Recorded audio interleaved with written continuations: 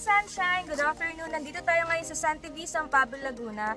So sa kinatatayuan ko, ito yung ating pong parks and playground dito sa ating location. Ngayon po, magkakaroon po tayo ng project visit para makita nyo po yung update sa ating pong project sa inyo po mga house and lot na in-avail po dito sa San TV, San Pablo.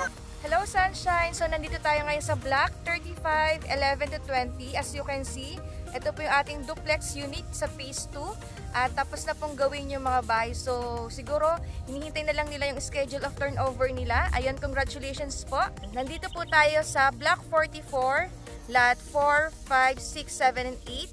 Ayan, 4, 5, 6, 7, at 8. Ito po yung update sa inyo pong house and lot. And dito po sa ating pong nasa likuran is Block 44 lot. Ayun sa dulo is 1, 2, 3. Ito po yung single unit or state unit. At ito po yung duplex unit. So ito pong parteng to is kahilera po ng Block 35. Ito po yung Block 44, lot 9, 10. Ito po yung update sa inyo pong house and lot. And Block 44, 11, 12, and 13. Dito naman po tayo sa Block 45. Block 45, 1, 2, 3, 4, 5, and 6. At dito naman tayo sa Block 45, lot 7, 8, 9, 10, 11, 12, 13, 14, and 15 po.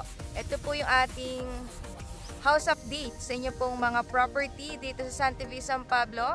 So, kitang-kita nyo na po yung bunga ng inyo pong pagsisikap para sa inyo at sa inyo pong family. Nakikita nyo na po yung bahay na pinapangarap nyo. Don't forget to follow my page po, Ubiyalan Projects, and thank you for watching!